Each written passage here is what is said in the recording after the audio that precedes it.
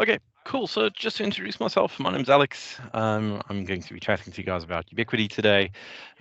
Basically, I'm a trainer for Ubiquiti. And today we're going to be looking at the Wi-Fi 7 protocol, specifically the Ubiquiti equipment in the Wi-Fi 7 space, and essentially how they slot into the Wi-Fi 7 segment, what is coming from Wi-Fi 7, how the protocol is going to expand, and kind of what the caveats are for going full Wi-Fi 7 at the moment. So before we get into that, I really want to start by just highlighting that this is all in the context of Ubiquiti at the moment. So it's some of the stuff that I'm mentioning might not be true for the entire Wi-Fi 7 protocol. I'm speaking specifically to how it relates to Wi-Fi 7 in Ubiquiti right now, because they sometimes do things a little bit different to how the other manufacturers do it. Um, so we're a little bit jaded from the distribution side of things, where we're always looking at the very latest and greatest versions of the protocol. But the truth of the matter is often that a lot of your clients are still on Wi-Fi 5 or even older. And we're also going to just discuss the upgrade path from older generation Wi-Fi devices to Wi-Fi 7 and what the considerations around that are. So we're going to discuss why and if you should go for Wi-Fi 6 or Wi-Fi 7, and essentially what the implications are for that. Again, everything's discussed in the context of Ubiquiti, and whenever I'm making note of limitations or stuff like that, please just keep in mind that this is all just stuff that is relevant to right now, and it is purely designed to tell you what you should think about as opposed to discouraging you from going for Wi-Fi 7. Wi-Fi 7 is a true generational increase in throughput and is a massive amount of throughput that we are seeing as a result of it. So it's not something to be dismissed.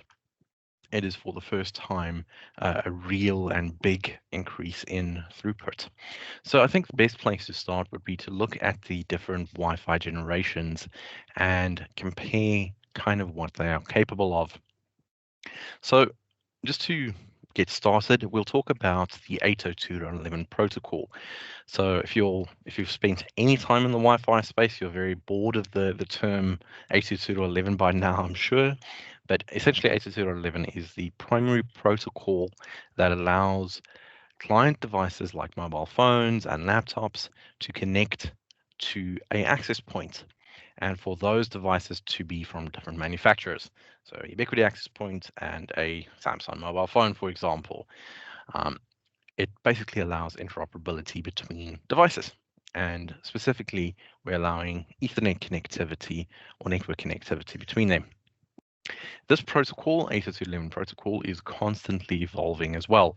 So the first generation of it came about in the 90s. It's been around for a long time, and we've constantly innovated on that. So the ICCC, which is a bunch of very clever engineers, come together and essentially work on a project to define what the newer generations of the Wi-Fi protocol is going to look like and what the theoretical capabilities are going to be for those devices. Just important to note that I said it before, theoretical capabilities. Just because they write a protocol doesn't mean the manufacturer has to abide by that. And we're going to expand on that in a sec. So Wi-Fi 5, it's been around for a long time. It's actually been around for going on 10 years at this stage. Um, I'm constantly asked how that's possible. It's been around for 10 years, but it doesn't feel like it. It feels like we only got Wi-Fi 5 like 4 or 5 years ago, maybe. And we're still selling Wi-Fi 5. Um, the big difference is between the date of ratification, in other words, when the protocol gets released, versus the rate of adoption. We often find that it takes a couple of years before the protocol's adopted into mainstream devices, like our mobile devices and our laptops and PCs, etc. That is typically where the slowdown point is. There's a limitation on the Wi-Fi 5 protocol, or AC protocols, it's more technically termed, and that is that it also didn't support Wi-Fi 5 on the 2.4 gigahertz spectrum, purely supported it on the 5 gigahertz spectrum. So a couple of technical things that we need to mention there. So firstly, we talk about Wi-Fi 5 and then 802.11ac. So two terms essentially relating to the same thing. So 802.11ac is just the draft or the version of the 802.11 protocol. So we've all had 802.11a, b, g, n, and at this stage AC. And the main reason we switched away from that is just to make it easier to talk about Wi-Fi. Because if you're in a retail setting and you're trying to sell a Wi-Fi access point to someone, it's pretty hard to tell them, hey, you need a 802.11ax access point because it's faster than 802.ac. By that time, you've already lost the client. So it's much easier to just go, we need to sell you a Wi-Fi 6 access point because it's faster than Wi-Fi 5. Higher number equals better. So very simple math. And essentially it just means that it's much easier to promote that. So that is the main reason we're using Wi-Fi 5, Wi-Fi 6, etc. I'm going to keep referring to it as such for the rest of the training as well. We've also mentioned the 2.4 gigahertz spectrum, 5 gigahertz spectrum, and now, as of 2024, we also have the 6 gigahertz spectrum available. Actually, it's been around for a little bit longer than that, but we'll discuss that. But essentially, it is the frequency band in which we operate. 2.4 gigahertz has been around for the longest time, but it's almost completely saturated by Bluetooth, baby monitors, handheld radios, and all the normal stuff that we typically see. 5 gigahertz is a much broader channel. In other words, you can have a lot more client devices and a lot more access points in that segment that do not compete with each other. And the 6 gigahertz spectrum basically picks up directly where the 5 gigahertz spectrum ends. So at the upper edges of the 5 gigahertz spectrum, it's basically 5,925 megahertz, all the way up to around 6,995 megahertz. So it's a new piece of spectrum made available that we can potentially use. We're going to talk about that in a bit more detail in a sec as well. So Wi-Fi 6, it's also about 5 years old at this stage. It's still modern, it's still mainstream. And again, we still have a lot of clients that are looking to migrate to Wi-Fi 6. It offers a fair amount of throughput increase, and we're going to see what that relates to in a moment. And for the first time, use of MIMO as well in Ubiquiti's context. We also have a extended version of the Wi-Fi 6 protocol. It's called Wi-Fi 6E, and it's also about 4 years old at this stage, and basically just means that it allows you to use the 6 gigahertz spectrum on Wi-Fi 6 devices. I know the numbers are getting a bit confusing, but it just basically means that the 6 gigahertz spectrum can also work on Wi-Fi 6, but it has to be 6E. And this 6 gigahertz band that I'm mentioning here, just important to note that this applies to both Wi-Fi 6E and 7 gigahertz. Sorry, not 7 gigahertz, Wi-Fi 7, I mean. They all use the 6 gigahertz spectrum, and it essentially just means they're using the same amount of spectrum available. So Wi-Fi 7 is very new. It launched in 2024. It's brand new to Ubiquiti. We are busy getting our first batches of stock now. We normally say it is a good recommendation to allow around a 2-year adoption period. And the primary reason for that is we're waiting for your client devices to catch up. From the manufacturing side, as soon as that protocol is released, we can push out a access point almost instantly that abides by it. But your client devices, your cell phones and laptops, etc., which are way outnumber the number of access points that you would typically have in a building, are the ones that need to catch up to that protocol. So even if you bought an iPhone 15 this year, it still doesn't support, or last year at this stage, it still doesn't support Wi-Fi 7. It only supports Wi-Fi 6E. Samsung's pretty good at this, generally speaking. They are pretty fast to adopt new protocols, but it depends on the manufacturer. Some of them are pretty slow, some of them are pretty fast. It really just depends. Also, if you guys have questions, please feel free to stop me at any point. I forgot to say that. Even if those questions are left of field or relate to VoIP or something arbitrary, please stop me. I will try to answer those questions. So looking at the misconception of throughput. So a very common challenge that we face is saying how fast this Wi-Fi connection actually is. And if you just go look at Wikipedia, you're going to get a shock because Wikipedia says Wi-Fi 5 can do up to 6.9 gigabit per second. If that's true, why do we have Wi-Fi 6 and Wi-Fi 7? And the main reason is because these protocols are written to allow the manufacturer to implement a portion of that. They don't have to implement the full protocol. They can just implement whichever segments they want. And you will never in the real world see 6.9 gigabit per second on a Wi-Fi 5 connection. You won't even see that on Wi-Fi 7 right now. So those specifications that are written on there is based on a physical data rate, a maximum theoretical physical data rate. And it is not something that you'll ever see in a TCP test. A physical data rate is basically 50% of that consists of, it's around 50%, consists of overhead just to establish the Wi-Fi connection. So at most, you're typically going to see around 50 to 60% of the advertised rate. Allow for between 25 to 60% of the advertised rate. This is a common thing. It's not just across Ubiquiti, it's across all brands. You'll see this very frequently where they advertise a device can do 10 million gigabit per second, but in real world, it's not what you're actually going to get because the part that dictates throughput is the client device. So the access point can be massively capable, but if your client device doesn't support those same set of features, it's not going to help.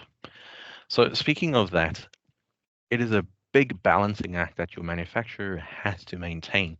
So Ubiquiti has to think about stuff like your cost. So they can manufacture an access point that costs $10,000 and it supports everything that is in the protocol. But no one's going to buy that because $10,000 is a lot for an access point. So they have to consider cost. They have to consider power requirements because the more radios you build in, the more antennas you give it, the more power it's going to consume. It doesn't seem important on an access point, but it is important on your client device.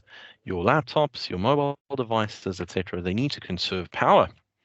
And as a result of that, the manufacturers of those devices typically limit how many radios are on there, how power efficiently they are, and essentially they have a big impact on what the manufacturer goes for. So we also need to look at client device capabilities. Most oftentimes you can build a very strong access point, but the client device is not capable of achieving the full rate of that AP. And we also have to think about throughput requirements. Do we really need 6.9 gigabit per second? And that's a good question. If I'm transferring a lot of files between PCs, then sure, a little bit of throughput helps. But our internet connections, I think the average is around 500 to a gig at this stage. So your internet connection is going to be a bottleneck at that point. And we also have to think about our Ethernet ports. If my access point can do 6.9 gigabit per second, my Ethernet port's only 1 gigabit per second. That should be a point of consideration moving forward for Wi-Fi 7 as well. If we look at Wi-Fi 7 on that list and even Wi-Fi 8, you'll see that it says up to 46 gigabit per second and Wi-Fi 8 potentially up to, I don't even know what that is. I don't know what the next term up is from gigabit per second, but it's a lot. So we have to think about, do we really need that much throughput? And you'll often find the answer is no. So 46 gigabit per second is the potential of Wi-Fi 7, but in the real world, we are not going to touch anywhere close to that. Our internet's not that fast, we don't need it. So the Wi-Fi protocol also has a lot of segments to it, such as MIMO, which is way more important than just going for the latest and greatest version. I'm also going to talk about that extensively in a second. So we have to think about what our client devices are capable of, as well as what our APs are capable of. It's very easy to build an AP that is capable of everything, but your client devices have to support the same thing. So let's take a look at real world speed comparisons. So this is stuff that we've seen through our own testing, and this is just a rough estimate. So Ubiquiti will give you those theoretical amounts, but from real world TCP speed tests, your average throughput should look more like this. So this assumes that the client device that you're using is a 2x2 MIMO device. You can see this in the specifications of the device. It will typically say MIMO, 2 chains, 4 chains, or whatever it is. It's basically the number of data streams that the access point can send. It's a gross simplification of that, but it's essentially the amount of streams that it can send, which ultimately dictates throughput. So this just assumes it's a 2x2 device, which is the most common amount of spatial streams that you would have on a client device. So Wi-Fi 5 doesn't support mu MIMO. I'm going to discuss that in a second. And it means for up to one client device, you can potentially have around 450 megabits per second. And you can do that on 2.4 gigahertz potentially, or 5 gigahertz potentially. It'll be a little bit more restricted on 2.4 gigahertz. Also, like I said before, the 802.11ac protocol doesn't support the 2.4 gigahertz band fully, so it actually falls back to a slightly older version. But 450 megabits per second as a point of argument. The next one up from that is Wi-Fi 6. So it allows for more clients to connect simultaneously at their full rate. So it is a fair amount of speed advantage. To me personally, if I was a client and you came into my business and you said, I want to rip out all of your access points to go from Wi-Fi 5 to Wi-Fi 6, there's a 250 megabits per second speed advantage, I would probably tell you no. Because 250 megabits per second it's a fair amount, but it's not significant to be a decider for most businesses. So it also raises questions around when we should be replacing this equipment and how we should be upgrading. I'm going to talk about that. So 700 megabits per second is still a fair whack of throughput. And the most important thing is that it can support multiple clients at that rate, which Wi-Fi 5 cannot. Again, specifically in the context of Ubiquiti. Wi-Fi 6E, it's basically the extension of the Wi-Fi 6 protocol. It allows us access into the 6 gigahertz band, which means we can use 2.4, 5 gigahertz, and 6 gigahertz at the same time on the same access point. So that means that you potentially can move some of your clients to the 2.4 gigahertz spectrum, some of them to 5, and some of them to 6 gigahertz, and all of them get full rate throughput. Also, you'll see if you go look at the specifications between Wi-Fi 6 and 6E, there's not much difference. The only difference really is that E supports 6 gigahertz, but because the 6 gigahertz band is currently interference-free, there's no saturation because no one's had access to it. As a result of it, it is much faster currently.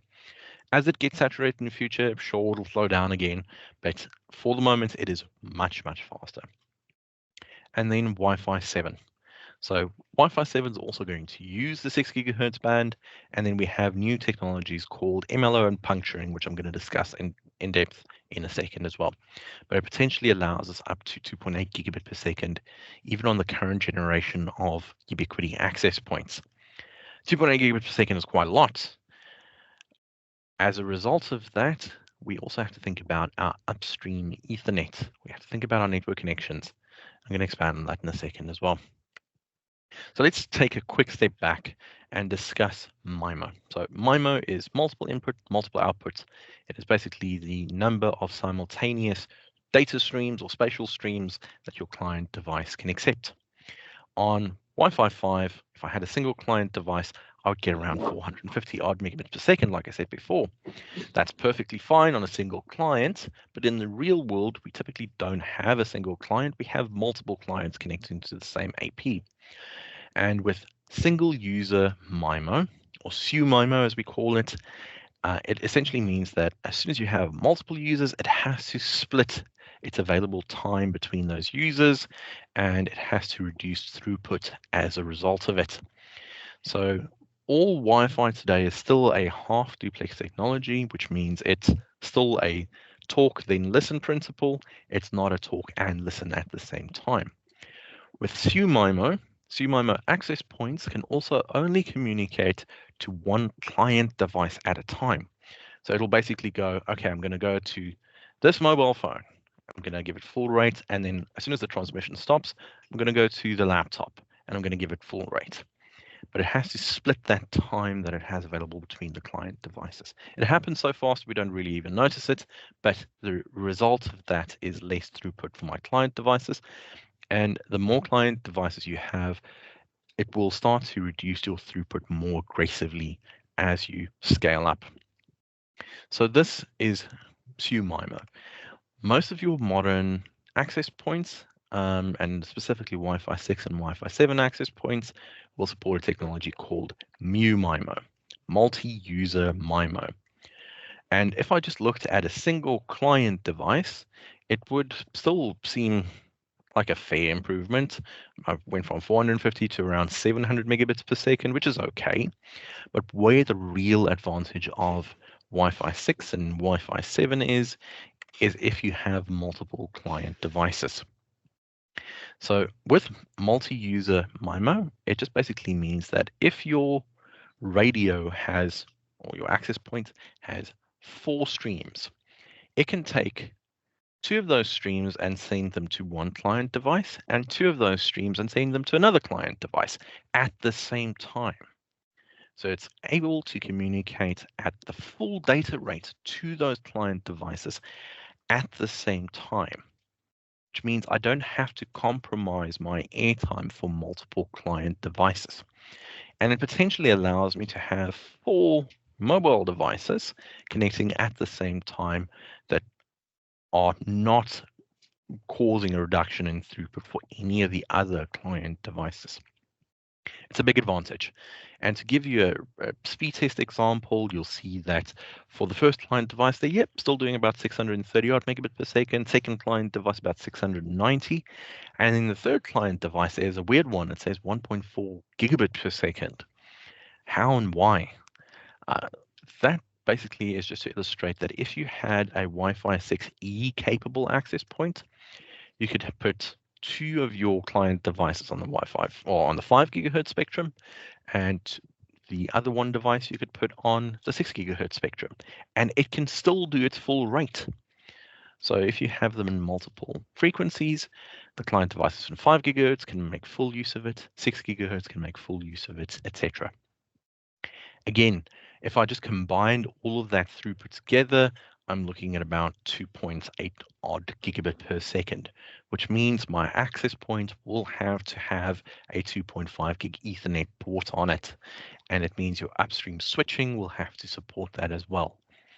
We are now reaching the point where for the first time, our Wi-Fi is becoming faster than our Ethernet connections. It's the first time this is happening. It's also going to be a weird transition for a little bit while we get this done. So MU-MIMO is a massive advantage. Whenever you're buying access points, I will always recommend checking for MU-MIMO, especially in environments where you have a lot of very dense client devices, lots of them in the same space. It's a very big improvement. With Wi-Fi 7, we can kind of overcome this issue just due to the sheer speed. Excuse me, just going to mute myself for 2 seconds.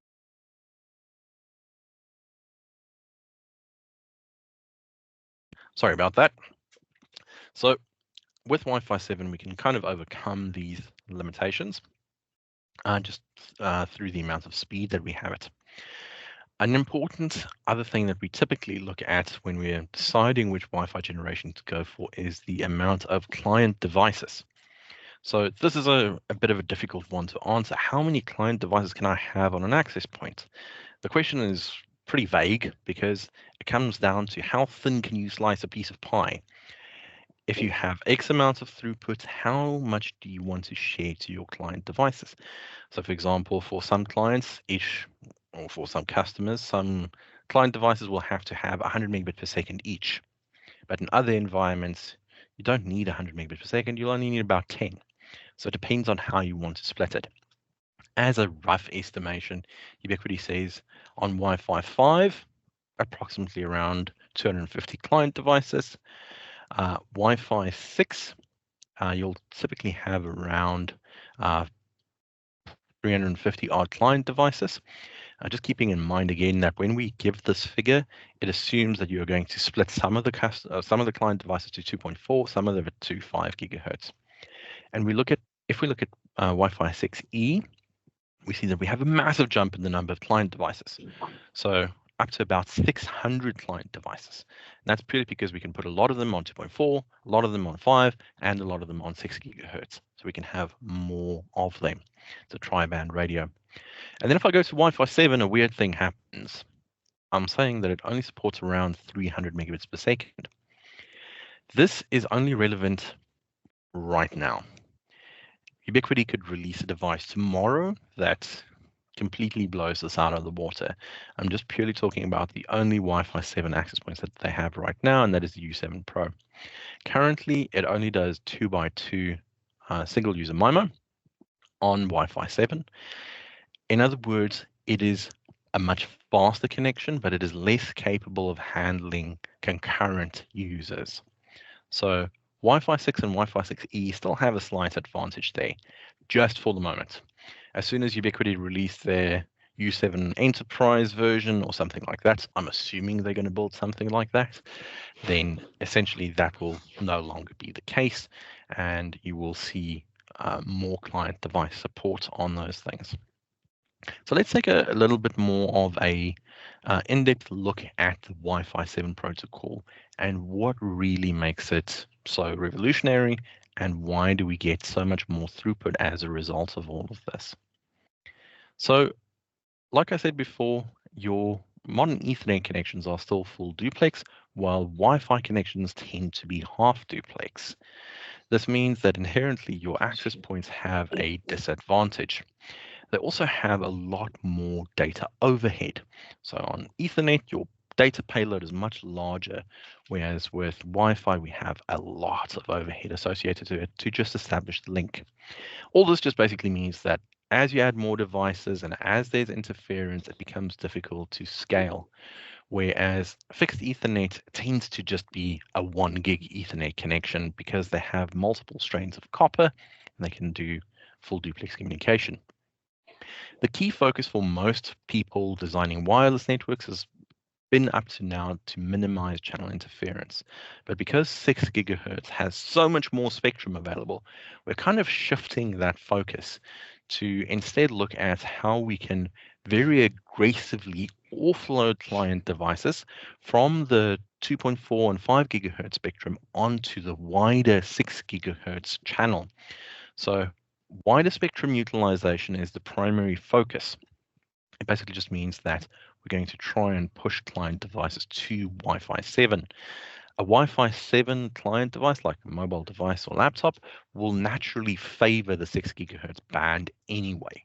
So we don't need to worry about load balancing like we used to have on 2.4 and 5 gig, where it used to favor 2.4. So one of the biggest reasons for more throughput in Wi-Fi 7 is 320 megahertz wide channels, which if you think about it, the best way to visualize is kind of like a very broad highway. The more broad we can make that highway, the more data we can push across it, as opposed to a 160 lane highway, which we have right now with Wi-Fi 6. Wi-Fi 7 also supports multi-link operation, or MLO, which basically means that you can use 2.4 gigahertz, 5 gigahertz, and 6 gigahertz at the same time on a client device. So you can potentially take advantage of all of those streams or all of those frequencies at the same time, which is a huge increase in throughput. And one of the other benefits of Wi-Fi 7 is puncturing. This is brand new. It basically just means that in the past, if you had interference in a portion of the spectrum, you'd basically lose that throughput. With puncturing, it splits the channels so that it avoids that interference. So if you have a 320 megahertz wide channel, you might have 80 megahertz here, 100 megahertz here, and then whatever's left on further down the track with splits in between them. All of this just helps us to improve throughput massively. It's much better at interference mitigation. It is much better at throughput. It is a much clearer channel, and we have a lot more channel space available. So in general, Wi-Fi 7 is a big advantage. So just before we look at the specifications of this device, I'm not going to bore you to death with a data sheet. I just want to quickly discuss it. I just want to mention that the 6 gigahertz spectrum is available in Australia. It's actually been available since about April 2022. We only currently have portion of that spectrum available, only what they call the lower portion. So it's between basically 6,000 megahertz and 6,500 megahertz is what we have available. This is just a rough figure. You can check the ACMA website to get the full spectrum list. But it essentially means we don't have the full spectrum available yet. With Wi-Fi 7, we pretty much need the full spectrum available. And as we are speaking, ACMA is actually busy reviewing the channel availability in that space, and they should ratify the entire 6 gigahertz spectrum for availability in Australia. But you can use the 6 gigahertz spectrum right now. So with the U7 Professional, it's the first Wi-Fi 7 device that Ubiquiti has done. Keep that in mind. Wi-Fi throughput up to about 5.7 gigabit per second as an air rate. Real world throughputs, we'll probably see probably about 50% of that, which is still very, very fast. The 5 gigahertz radio on this can do up to 2.8 gigabit per second, again as an air rate, and it also does support 2.4 gigahertz as well. This access point does have a 2.5 gig Ethernet port on it. So it means that you would, if you want to take full advantage of it, you need to have a 2.5 gig switch or uplink as well. I'm going to talk about that in a little bit more detail. But it's powered by standard PoE+, so no big change there, and it supports around 300 users. So it looks the same as most of the other Ubiquiti access points. It's just obviously a big advantage in terms of speed. So what are some of the considerations? If we want to go Wi-Fi 7, what do we need to think about? You'll notice I have some Windows logos on there.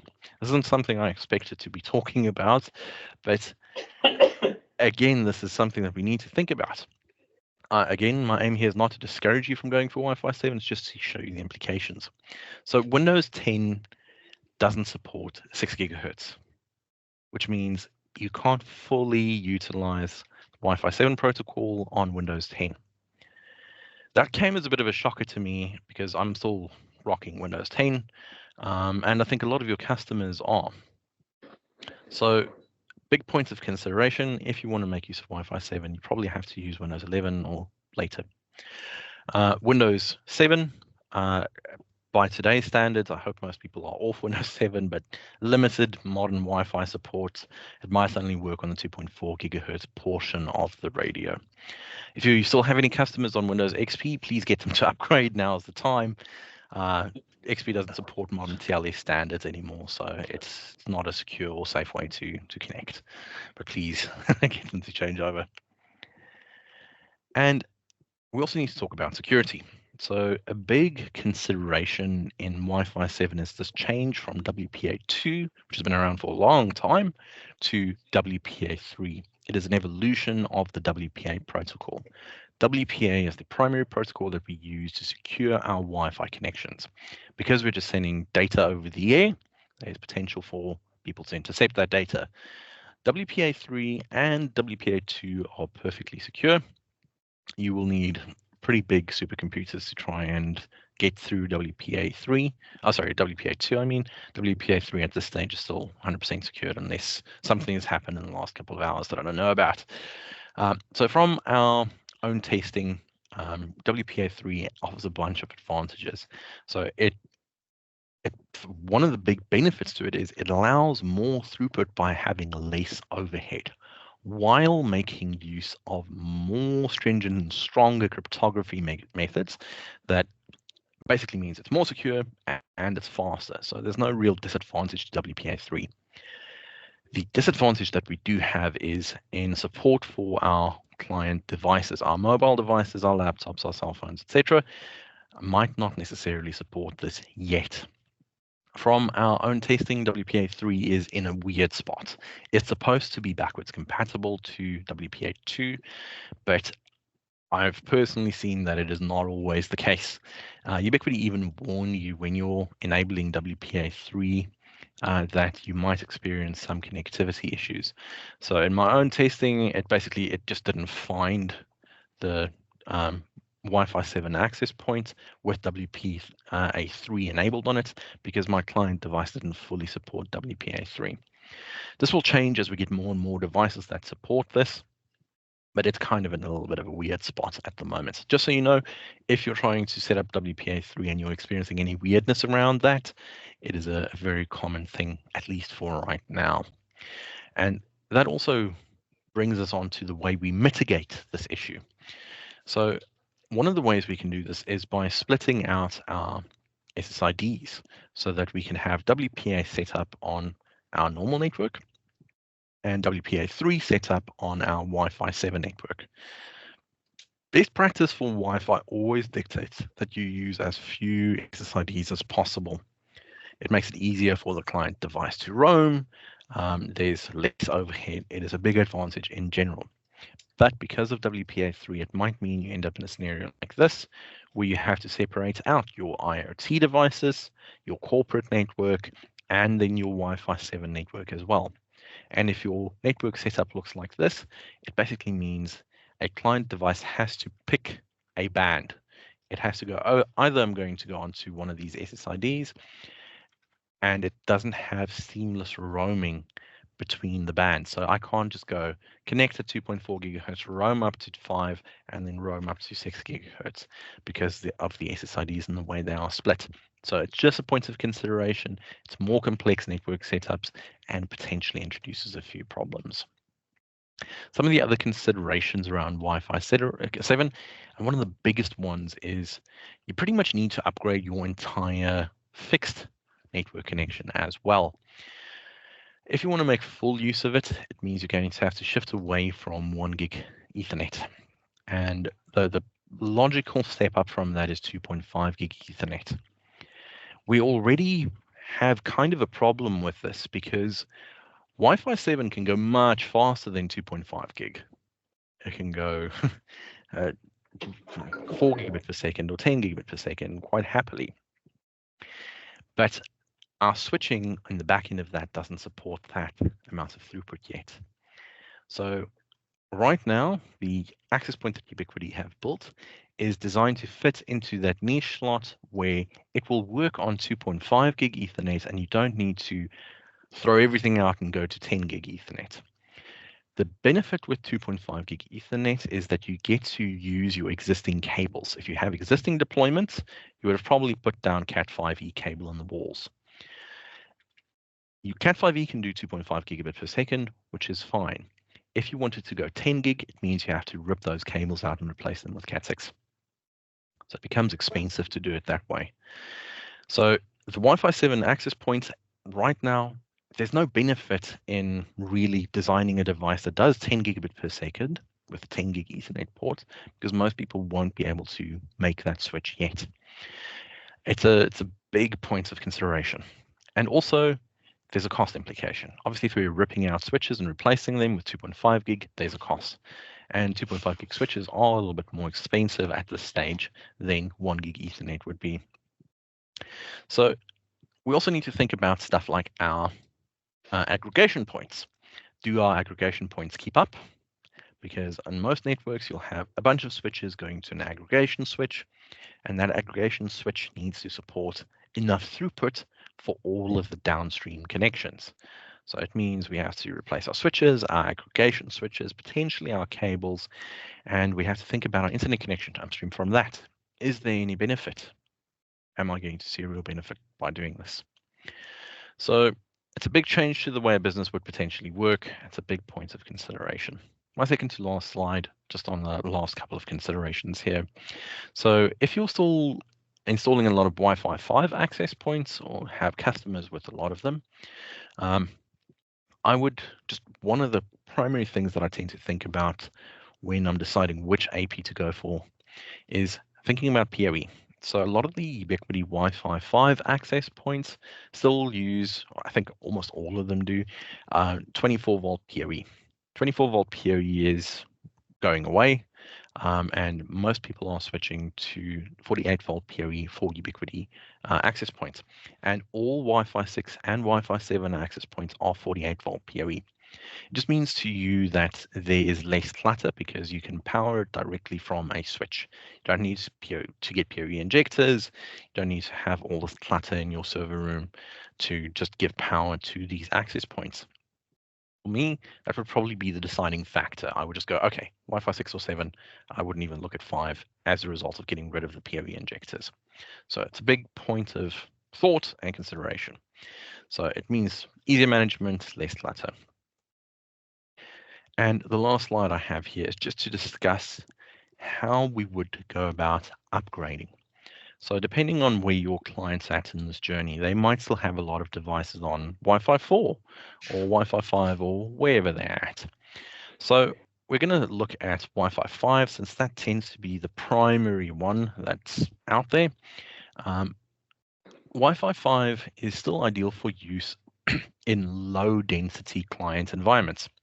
So a good example of this would be if we had, for example, a warehouse where we need lots of Wi-Fi coverage. In other words, we need to expand the coverage, but we don't need to have necessarily that many client devices connected, because in a warehouse, you're typically just using barcode scanners and stuff like that. So you might only have 10 devices, and Wi-Fi 5 is perfect for that. I would generally, if your customer is considering an upgrade, I would generally say that the best path is to repurpose those existing access points and put them somewhere else where they're most useful. Go for Wi-Fi 6 then, or Wi-Fi 7, which supports a lot more client density. Your consumers, your people using their client devices are also getting more and more client devices.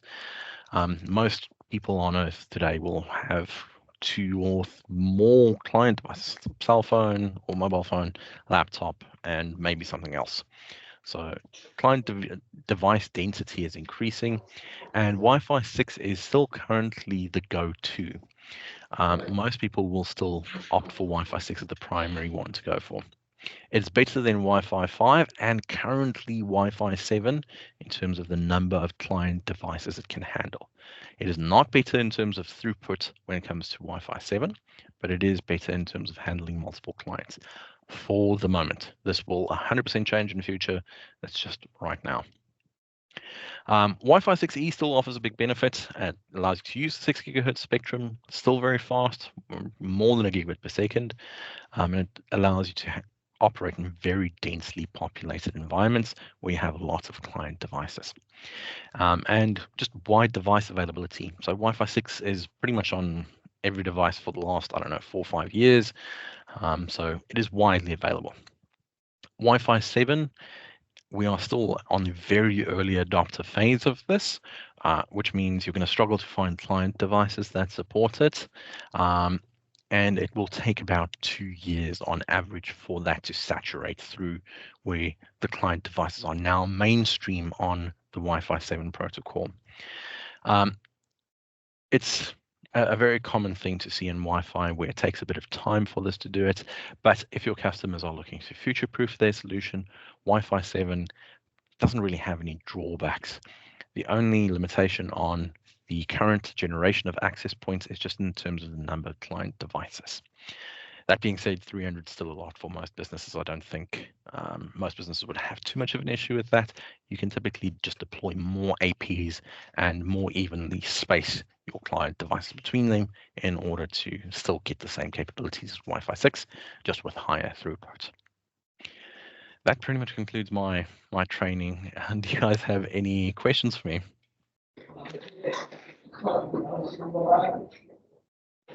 Nothing?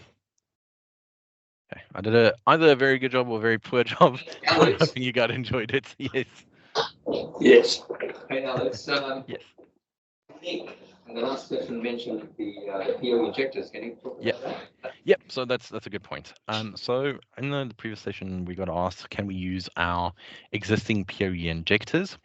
And the answer to that is kind of yes and no. So yes, you can use it, it will work, but your PoE injectors, most of them are only 1 gigabit per second Ethernet. So the injector itself has a limit. So what you're going to have to, what you're going to have to look for is PoE injectors that do 2.5 gig Ethernet.